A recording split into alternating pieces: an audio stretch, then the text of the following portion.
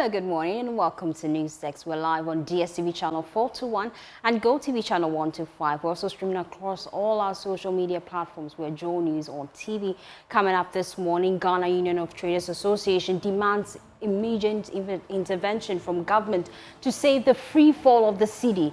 As they lament, it has become increasingly difficult for the business community to stay afloat. We'll engage leadership of the association here on News Text.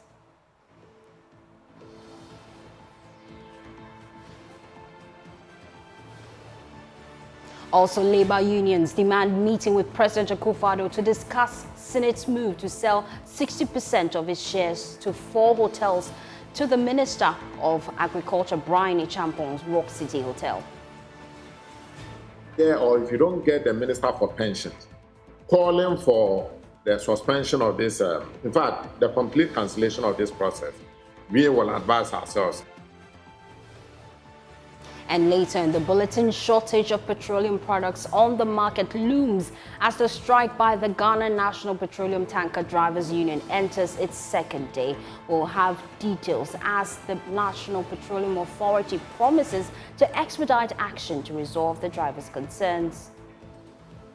The news is live on DSTV channel 421, GoTV channel 125. I am Faustina Safa. Take a seat. Be my guest.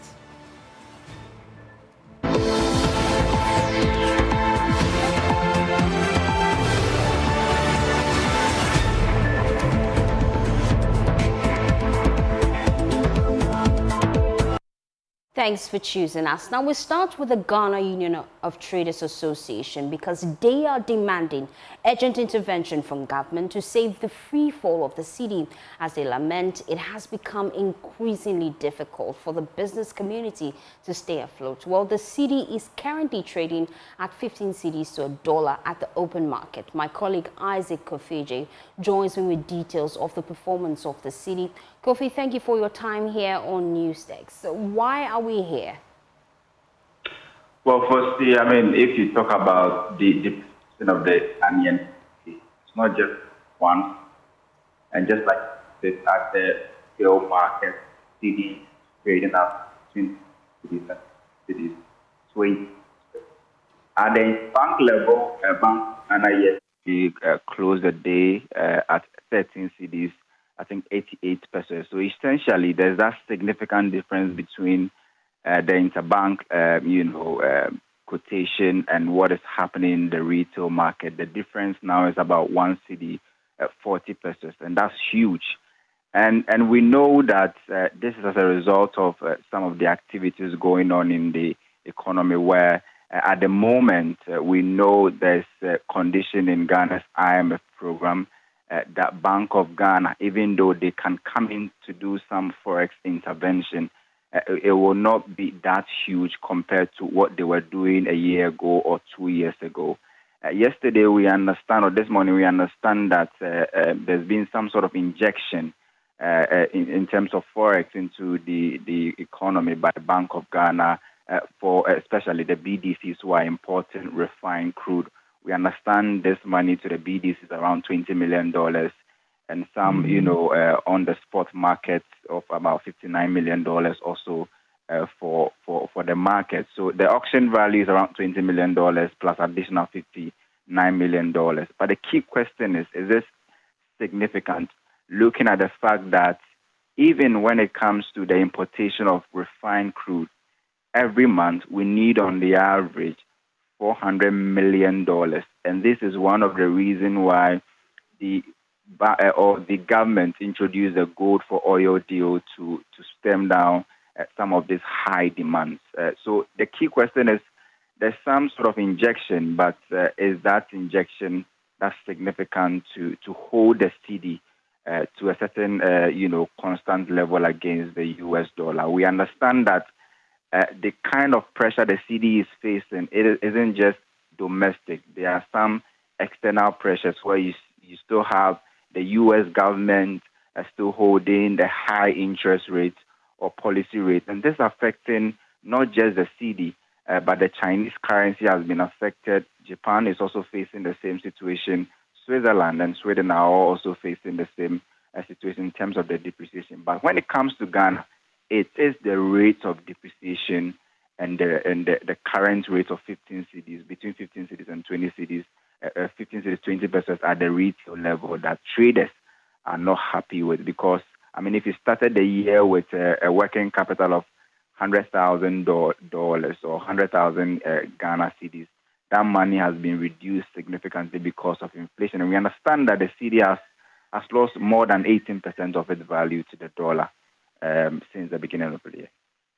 Thank you so much, Isaac Kofi, data analyst here at Joy News. Well, joining me now is Dr. Joseph Obeng, president of the Ghana Union of Traders Association. Thank you for your time here on Newsdesk. I know that you're worried about the current situation, but how are you able to keep afloat?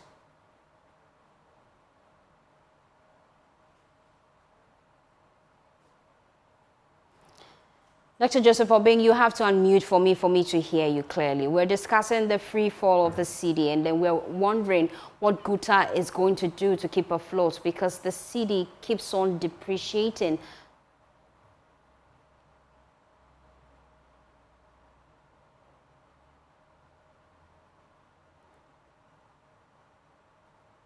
Well, unfortunately, we still can't hear you. I'm sure it's an internet problem. Whilst we fix that, let me bring in Professor John Gachi, Professor of Finance and Dean of the University of Cape Coast Business School. Thank you for your time here on Newsdesk. Now, this is bad for the economy, isn't it? Am I the one online? Yes, you are. Loud and clear. I can hear you now, Prof. Yes. Really, this is bad for the economy to the extent that it affects all the players in the economy. It affects government, it affects businesses, it affects individuals. Now, when depreciation takes place, in calculating our debt, one component is the effect of depreciation on the debt. So as we speak now, if we are to compute our debt in Ghana cedi, it means that the debt will go up significantly as a result of the depreciation. And then the cost of doing government business has also gone up as a result of the depreciation.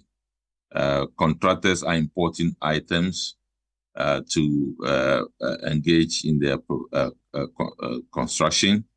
They are buying items which are also influenced by depreciation, and the overall cost will go up. Some of them will be transferred to government as variations to pay.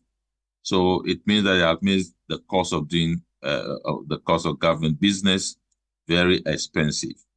Then as for businesses, we do know that it have a significant toll on them. Their cost structure has changed. Their pricing is such that they cannot increase the price to the same level as the cost structure has changed, because if prices are changed significantly, people will not be able to buy. So they are taking all those burdens to themselves. And again, there's one aspect that we are not talking about, the health of the business executives. All this depreciation and this difficulty imposes health challenges on them, because they have to be thinking. So most of them may be having some health challenges. Some of them may not be able to talk about it. And so those are the things I believe we should be looking at now. Cedi was equal to $1. Now that's far from the case. How do you think we can go back to that, once again, vibrant economic outlook that we had? Well, unfortunately, it's not a linear equation.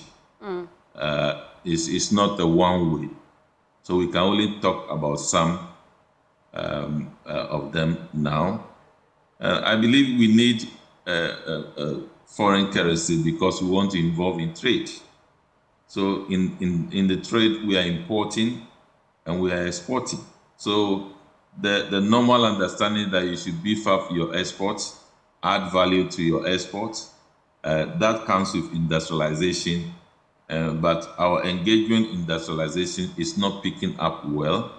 In fact, we also need to appreciate that over the period of about 40 years that we have engaged in structural adjustment program, liberalization of our economy.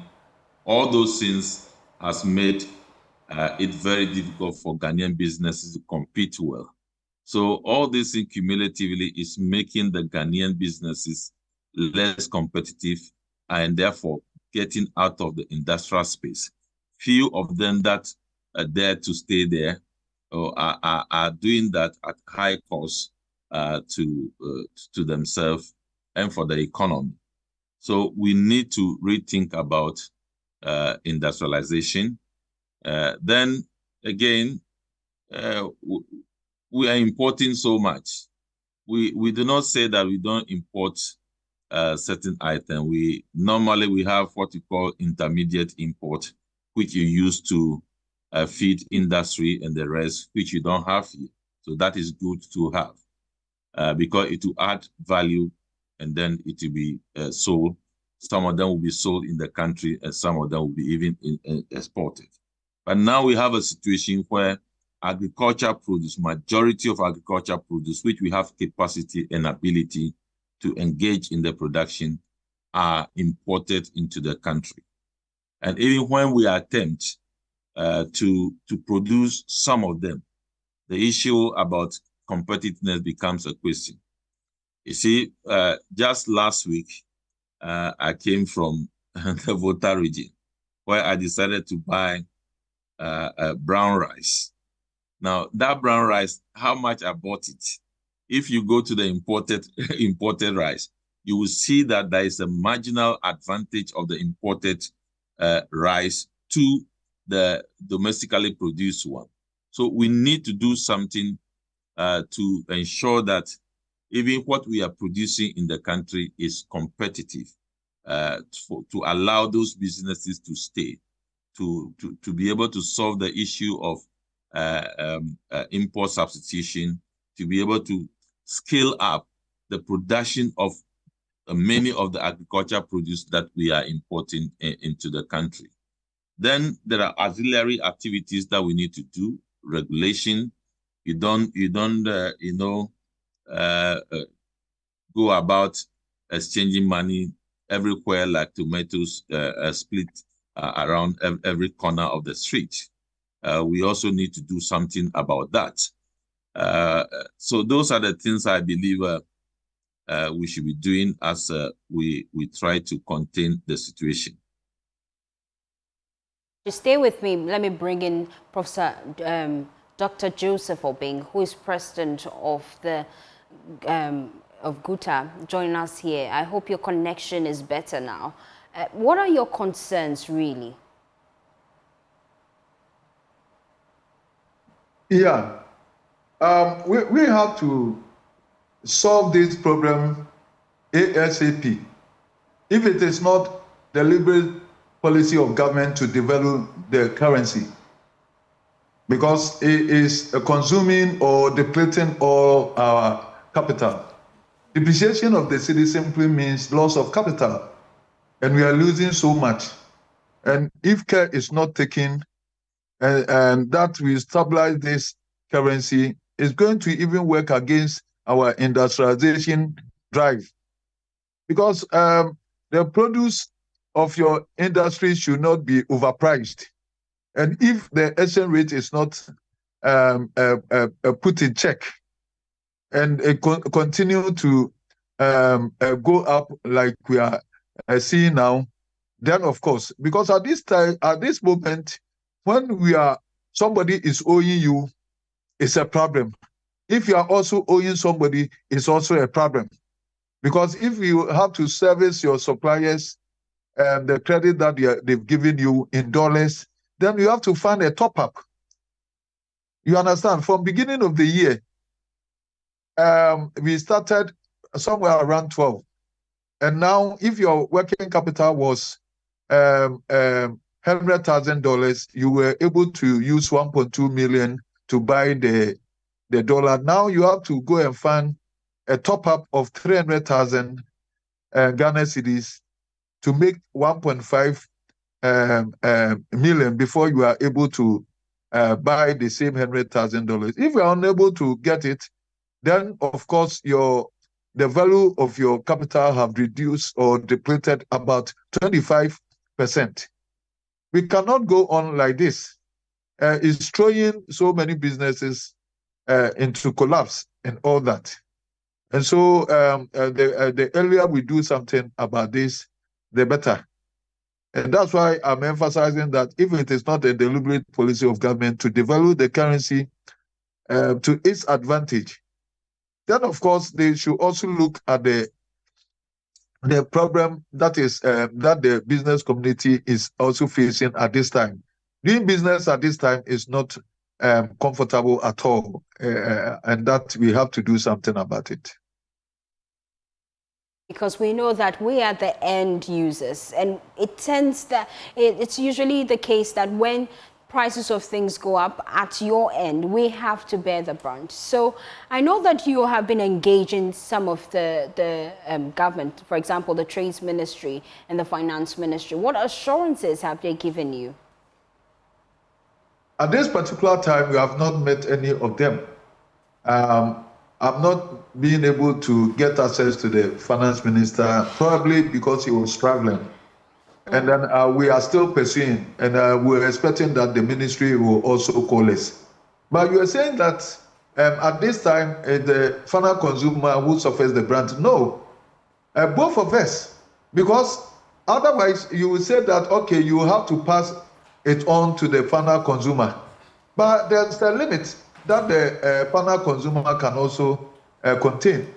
And that cost of doing business, when it goes up, it reduces the purchasing power of the consumer. They are unable to buy the volumes that they used to buy. It therefore curtails on your turnover. Businesses thrive on turnover. If your turnover is curtailed, it means that you're unable to service your suppliers' credit or even the debt that you have incurred from the banks. And that will be leading you to collapse. At this stage, most people are really suffering. Our warehouses, because we are not able to buy the same quantity of goods, the same volumes of goods that we used to import. Because at this time, you have to find more capital or more cities to be able to buy the same quantity that you have. So if you used to import 4 containers, this time you barely be able to buy 2 containers. When you go to your warehouse, then you know you are in serious crisis because the goods in your warehouse have seriously been affected. It has depleted. And this is what businesses are going through. And if you are a retailer, the retailers are the ones that sometimes I'm very much worried about, because they are not importers. And the importers now are not ready to give goods on credit to the retailers again. So if they don't have money to buy the goods, then you see that their businesses have collapsed, because nobody is prepared to give you credit, because if you are, they are also unable to give you because of the depreciation of the cedi. They cannot bring the goods to you only to get the money where the value have depleted. So this is the kind of situation we are facing. Joseph Obing, please stay with me. Let me bring in Professor John Gachi whilst we finalize the conversation.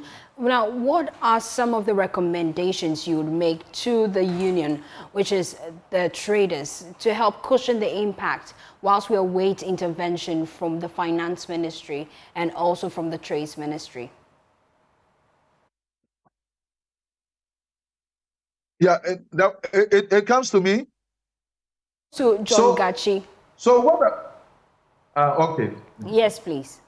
Professor John Gachi, I'm asking, what interim solutions are you proposing to mitigate the impact on the cedi depreciation on the trades community? Well, I think the reality will have to be told. We are practicing a market-led economy, and the market must determine all these indicators. But normally when we reach this point, there is stakeholders engagement to see what others can bring on board, to see what can be implemented to cool down the situation. And I believe so far that has not been heard of at this cycle of cry about depreciation. So I will encourage that engagement should take place so that the stakeholders can talk and agree on something going forward to give some respite to especially the business community. Now, as I said earlier on, people think that depreciation only affects the business community. No. As I articulated, it affects government debt position. It affects the cost of doing government business. It also become very expensive. So it's also in the interest of government for that platform to be created for engagement to take place, for people to voice out what they feel should be done to contain the current situation.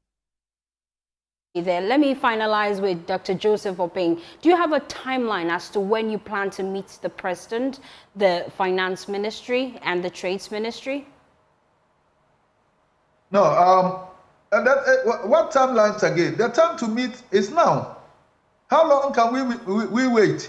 We have to get a solution, and we are ready. The stakeholders are ready. The trading community are ready. The industries are ready. The agricultural industry, everybody is ready, because this thing that is happening does not help the general economy itself. And to the consuming public, they are also very ready. We all have to find a serious problem to this. Much as we agree that excessive importation is a part of this problem, we have professed so many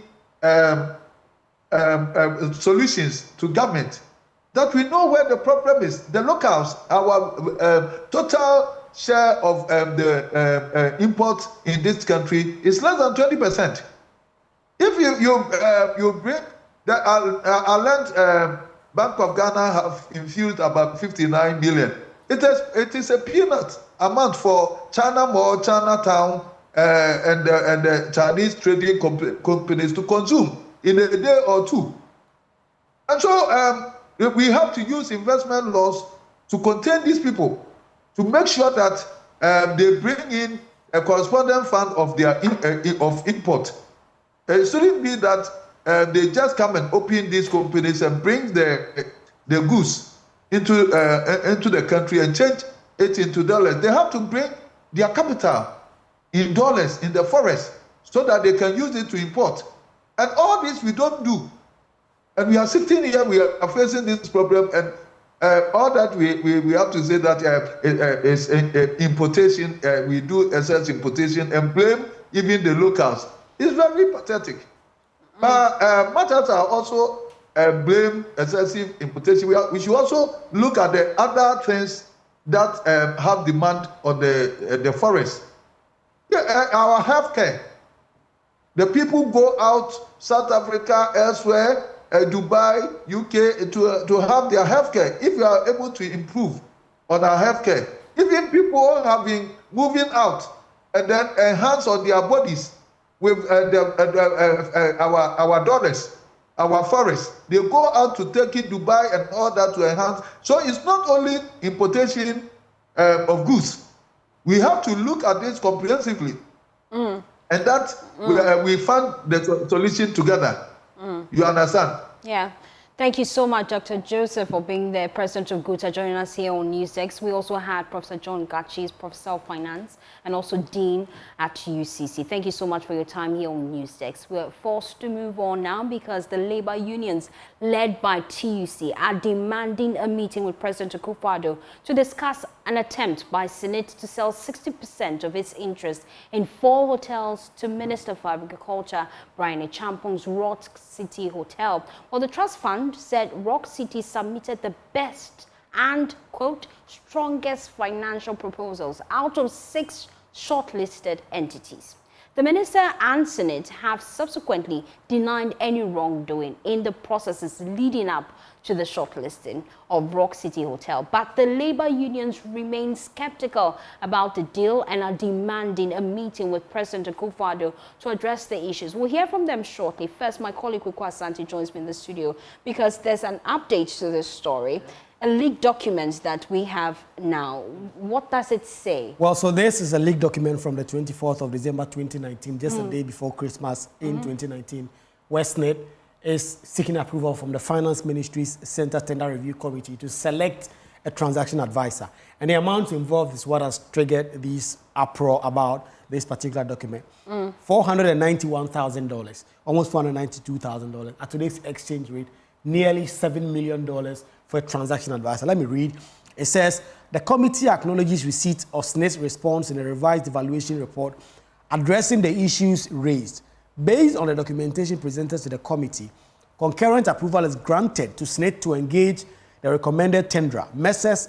Same Capital, at a contract price of $491,986 US. And so that is what it cost for this transaction advisor. And this transaction advisor is the body advising SSNIT. Please go ahead and do this, don't do this. Review the documents with SSNIT and all that in terms of this arrangement to sell these 4 hotels to Rock City, owned by Minister for Agri, Brian Achampon. And Okudjata Blakwa says that is too much. He's the one putting out some of these documents. Nearly $7 million for a transaction advisor. He doesn't believe it's value for money. Do you know who this transaction advisor is? Because this amount is alarming. It's almost the same rate at which SSNIT is selling their stakes to Rock City Hotel. Exactly. Isn't that worrying? It's Messrs. Same Capital. It's an international company that SSNIT has contracted on this. And in fact, Okudjata Blakwa is not stopping here. He says he's going to introduce a private members bill in Parliament to actually stop any government from selling off such businesses that belongs to the state to government ministers and all that. He's also going to probe this. He's also going to ask Parliament to get some view into this. He believes it's too much, that you're not going to get any value for money if you are selling if you are selling assets to an organization, the same amount as you are getting transaction advisors. Thank you so much, Kweku Asante, giving us details there. Now, we're going to get more on this in subsequent bulletins, so you want to stay tuned to the Joy News channel. Let's hear now from the Director of Research and Policy at the Trades Union Congress, Kwabena Nyarko, who says that they will stop at nothing to ensure that SSNIT not sell their stake. Not so far. We haven't received any response so far, but we will continue to press so that we get the kind of response we need. But remember that we put it in that press release that if you don't hear or if you don't get the Minister for Pensions calling for the suspension of this, in fact, the complete cancellation of this process, we will advise ourselves. And I'm sure the Minister for Pensions and government understands when Labour says that we will advise ourselves. Did you give an ultimatum? I mean, I think that's enough ultimatum when Labour says that we will advise ourselves. Well, by which date are you expecting to hear from him? We haven't set a date yet. That's as far as I am concerned. But why not? Why not? Of course, you can be sure that as long as the TUC has taken up this matter, you can be sure that we will not rest on it. We will do everything to make sure that this process is stopped. That one, the workers of Ghana can take it from me.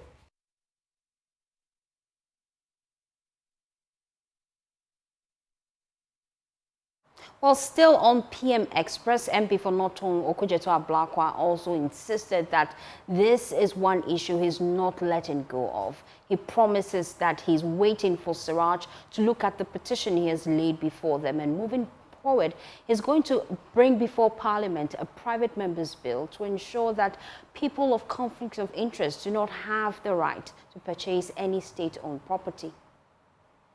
Nobody can convince me that SSNIT, taking such a major decision, will not go to cabinet for approval.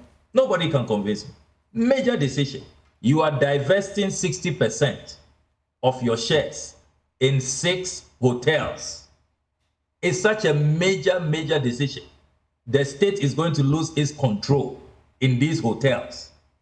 It's going to go to another entity apart from the state. Definitely, the government will have an interest in this matter. There will be discussions at cabinet. You have your colleague ministers and government appointees on the SSNIT board. Look, it's untidy. This is conflict of interest. This doesn't happen anywhere else. And look, even the decision to divest SSNIT officer of these hotels, some of which are so profitable. Labadi Beach Hotel paid dividends of 25 million last year, the year before 10 million. I have the financial review of Ridge Royal, very healthy, very profitable. I mean, why would anybody, and if you look at the prime locations of these hotels, the land alone, and these are fixed assets that are appreciating every year. And you are talking about pension management, where in the next medium to long term, people will be retiring. You always must have strategic investments that will continue to give you the needed yields so that you can pay pensions. Who is taking these decisions? That profitable businesses. And you see from the SSNIT statement that it started as 6. Eventually, Rock City is not showing interest in 2. What are those 2? Huzia and Trust Lodge, which in the portfolio are not doing very well. So, ab initio, you see where the interest is. He's targeting the very profitable ones. Labadi Beach. He's looking at Elmina, strategic location. Prime land, beachfront, La Palm, Ridge Royal. Let's do some other stories now, because shortage of petroleum products on the market looms as a strike by the Ghana National Petroleum Tanker Drivers Union enters its second day, where members of the union declared a nationwide indefinite strike demanding improved conditions of service. According to the drivers, an agreed upon policy framework aimed at enhancing their salaries and other working conditions has been on the table of the National Petroleum Authority since November 2023. Now, despite several efforts to get it approved, the aggrieved drivers say the NPA board has refused to vote on it for it to be implemented. George Nyanu is chairman of the Ghana National Petroleum Tankers Drivers Union. He spoke yesterday. Honestly, we are Ghanaians, we are workers of this country. And every worker in this country needs to earn salary at the end of the month. As I speak to you, way back 2017, which His Excellency Nana Addo Dankwa Akufo-Addo gave directive to MPA by then Chief Executive of MPA is Mr. Hassan Tampuli. Right. And then Energy Minister Honorable Wachi Ajakon then. And he directed them to go and then solve our problem as we called on him at the Jubilee House. Doing that, Honorable Ajakon did not last on the seat and he exited. After he exited, we fought, we couldn't do anything. And Mr. Nyadu, what was the problem? The problem is about drivers' condition of service. When I mean condition of service, our salary, mainly our salary, and SSNIT. Our salary, SSNIT, and condition of service. But you are not public sector workers, are you? Come again? You are not public sector workers. Is that not the case? Yes. So why did you involve the government in addressing the issues of salaries and conditions of service at the time when you are not public sector workers? Okay, thank you so much. Yes, we know we are not public sector workers, but in the petroleum downstream, we were recognized as a major stakeholders. Right. We were recognized as a major stakeholders. And when you look at the job that we do, we were rectified as hazardous drivers. We carry hazardous products across the country. Despite we were not public sector workers, we were recognized as a major stakeholders. So authorities need to attend to our welfare, because you can bear with me, the job that we do is like a military job. Okay? Yes, you can tell your family, I'm going to come, and you can remain there, you will not come back. So we do not see the reason why we do this risky job without earning salary and then SSNIT and all those facilities.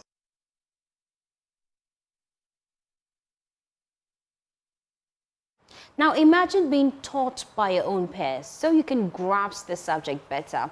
Well, wondering how this will work, students at Northern College of Science and Technology are using their ICT on Wheels project to teach students in the Yendi municipality ICT skills as they get ready to sit for the Basic Education Certificate examination. There's more in this report. In Ghana, information, communication and technology has become very important, making it a part of our daily lives. Many have relied on this to make life easier and better. But for children in the Yendi municipality, this may seem far-fetched. But all that's changing thanks to a project by the Northern College of Science and Technology with its ICT on Wheels policy. Per this, students of the school are equipped with the requisite knowledge, making it possible for them to impart the knowledge learned to their compatriots. The school has a van installed with computers, powered by solar, and with furniture designed to be used in schools without electricity or furniture for a class of 30 students. Today, the van has docked at Kokpini JHS in Yendi. It takes about 30 minutes to set up the van and start lessons. Al-Hassan Rim Nasara and Ephraim Jamfi are the students from the Northern College of Science and Technology who teach their peers all they need to know about ICT. They teach in both English and native Ghanaian languages for easy understanding. At the same time, normally when we come, we teach them things about the hardware components, the software components that we need to deal with, and how to use them.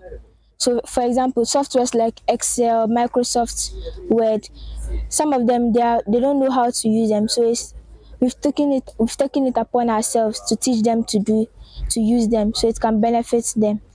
But sometimes there are particular questions that you ask, and some of them might know it, but they are afraid to raise their hands and say it because they feel like, oh, it will be wrong. But anytime I'm teaching them or I'm sharing my knowledge with them, I always tell them that there are no wrong answers in ICT. Share what you have, and if it needs to be corrected, it will be corrected. For these students of Kokpeni Junior High School, it's a rare opportunity to sit behind and use a computer. We've learned about computer, how to boot computer, to know first generation, second generation, and the software, hardware, and then a lot of things. We learned a lot of things. We said computer is an electronic device that accepts data, process, and store information. Shadrach Apia, the ICT coordinator for Northern College of Science and Technology, explains why they use students to teach other students. The ICT on Wheels is a program that is seeking to give the private schools of ICT knowledge. Using our students, we teach our students in order to also learn how to give back the learning they've done back to the community they came from, in order to help their colleagues also get the knowledge in ICT to help them or aid them to write their BC successfully. Assistant Headmaster of Kokpeni JHS is excited about the initiative. Actually, this lesson is very, very beneficial to the student because this is the first time they have their hand on a computer. We have been teaching it theoretically.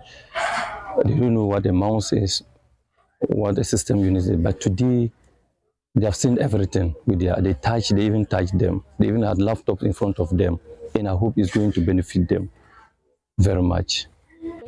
Implemented with support from the Ghana Education Service, authorities at Northern College of Science and Technology hope to replicate it in other schools to make ICT teaching and learning easier. That's what they used at that time. About our 2023 Joy News Impact Maker winner. from the Bono region, Jefferson Kwesi Abotre, because his organization, the Friends of Health Association, have paid the bills of some mothers at Sunyani Teaching Hospital and Sunyani Municipal Hospital. Now he says that this is the step in the right direction for his organization and called on individuals, benevolent individuals, to come to his aid. There's more in this report by Precious Semevo. The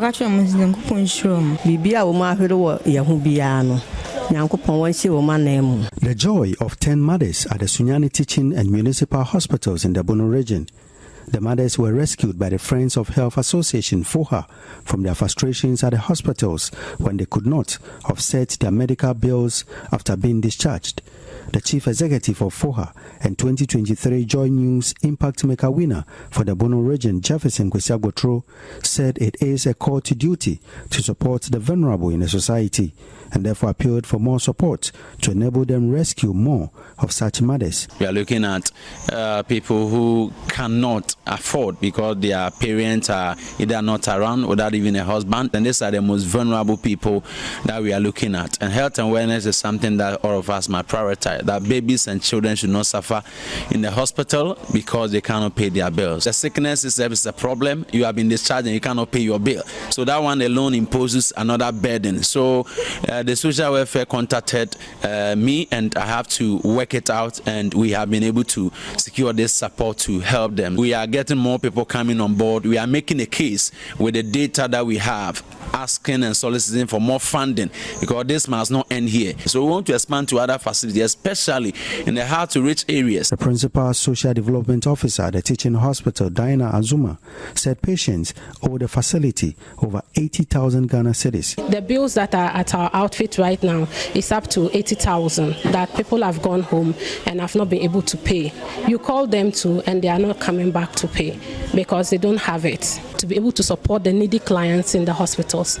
So we plead that anytime someone think of donating, we are also here. Acting Director of Administration of the Sunyani Teaching Hospital, Samuel Doji, in appreciating the gesture of FOHA, said the health insurance scheme is there to reduce patients' financial burden. He encouraged Ghanaians to register. We do have a lot of patients that visit the hospital and are unable to settle their bills. And most of these patients too, they come without health insurance. So when they are discharged, payment of their bills becomes an issue. If you have health insurance and you patronize our services, I mean, you go home without paying anything, unless those that are not covered. But most of the services we provide, they are covered by health insurance. So I will encourage people, as Ghanaians, that this is a very good government initiative. So let's register with it, and some of these things will be avoided. Precious Semevo, Joy News, Sunyani. Well, you're watching NewsX. We're live on DSTV channel 421 and GoTV channel 125. My name is Faustina Safo. We're taking a quick breather. We'll be back with business to stay.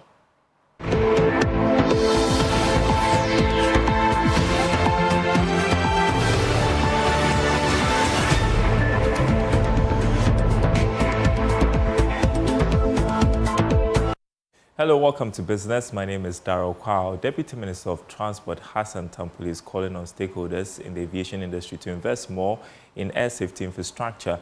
According to him, government's efforts need to be backed to improve safety in the sector to enhance economic growth. He was speaking at the Africa Safety and Operations Workshop in Accra. The Ghana Civil Aviation Authority's Africa Safety and Operations Workshop focused on reinforcing the safety of passengers in the aviation industry. The event provided stakeholders with the opportunity to share experiences and foster ways to improve services offered in the sector. According to Deputy Transport Minister Hassan Tampuli, despite a full recovery to pre-pandemic levels, more investment is needed to ensure safety of passengers to improve on air travel numbers. Government prioritizes the safety of our airspace and has made significant investment in infrastructure, technology, and regulatory reforms over the years to improve the safety and efficiency of air travel. Our goal is to ensure that every flight, every passenger, and every crew member returns home safely. Obviously, the many economic benefits will elude the nation if we lose sight of reinforcing safety and security protocols, as stipulated in particular in an ICAO Annex 17 and related standards and recommendations and recommended practices. There must therefore be a conscious effort and some amount of investment to improve the safety and security of the sector. Investment in state-of-the-art communication and surveillance equipment should be a continuous process to improve coordination and airspace safety. Director of Air Traffic Safety Engineering, Joyce Asante, urged participants to take advantage of the 3-day workshop to deliberate on ways of improving air travel experience in their respective countries. The Africa Safety and Operations Workshop of Council embraces participants from Council member states in Africa, as well as other industry players and experts, to engage, learn, and share experiences and ideas.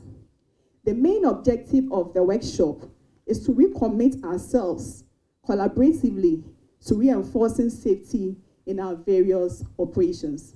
Ghana's air traffic grew by 2.914 million in 2023. Now, the European Union says it will deepen its support in the area of job creation to support Ghana's economy. According to EU Ambassador to Ghana, Echad Razali, the EU will expand its investments in the area of technical and vocational education and training through the Erasmus Mundus Scholarship. He spoke to Joy Business at the Study in Europe networking event. The Erasmus Scholarship provides an opportunity for students to broaden their career horizons, gain top-class knowledge, and develop global perspective through studying. It covers a wide range of disciplines including science, technology, engineering and mathematics, humanities, social sciences, arts and business. The European Union strongly believes in the future of Ghana, strongly believes that the students of today can make a contribution tomorrow.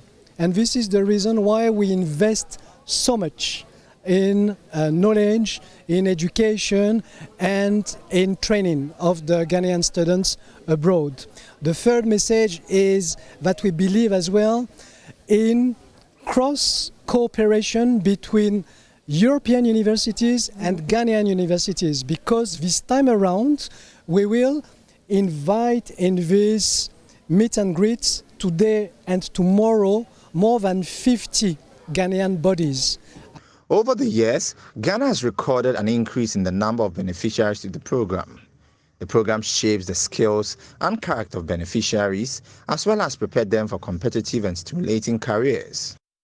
The Erasmus Scholarship provides an opportunity for students to broaden their career horizons, gain top-class knowledge, and develop global perspective through studying. It covers a wide range of disciplines including science, technology, engineering and mathematics, humanities, social sciences, arts and business. The European Union strongly believes in the future of Ghana. And that's it for this segment. The news returns after this short break.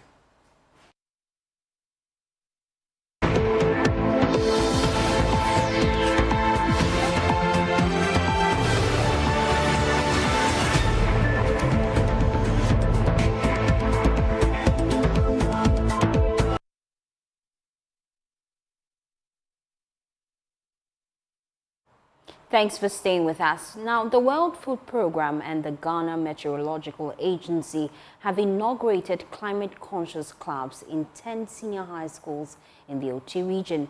The club is to promote green climate consciousness, generation, and ensure health cultural practices that will ensure a safer environment. There's more in this report.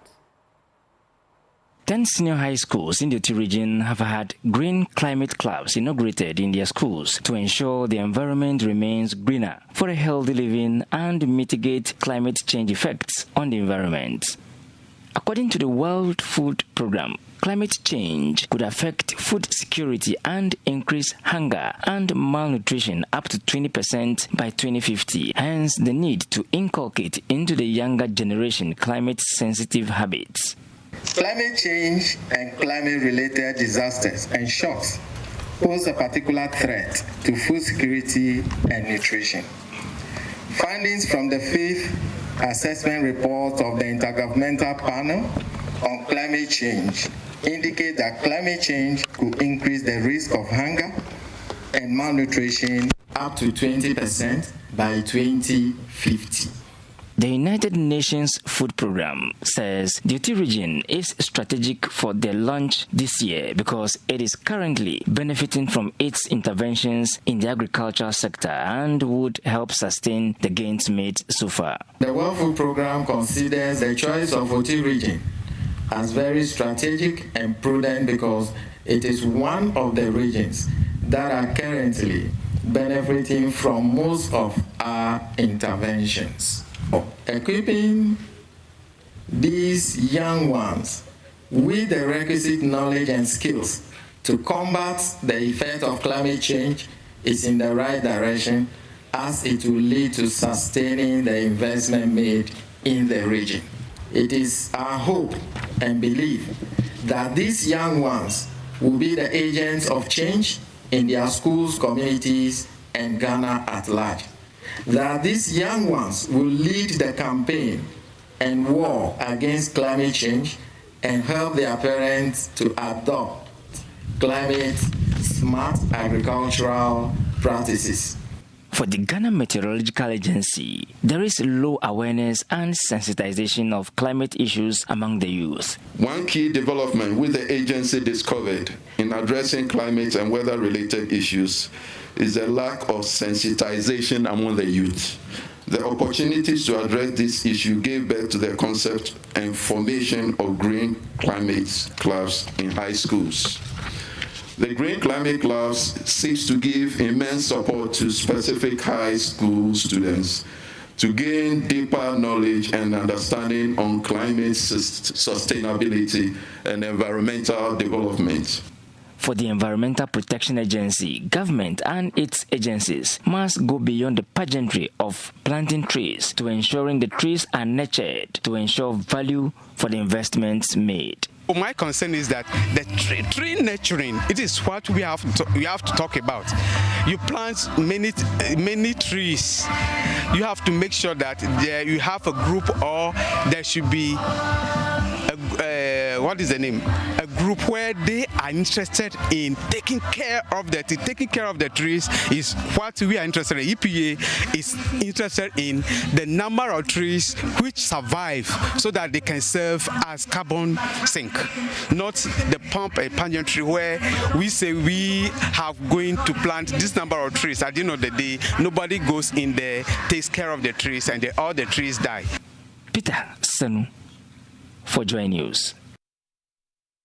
And that's how we wrap up Joy News Desk. Some of our top stories gone by. Ghana Union of Traders Association demands urgent intervention from government to save the free fall of the cedi. For more news, please log on to myjoyonline.com. Some of the top stories there are to forcing Des Henry Quartet to name NDC MPs who presented names for recruitment into the security agencies. My name is Faustina Safo. It's been a pleasure doing the 60 Minutes with you.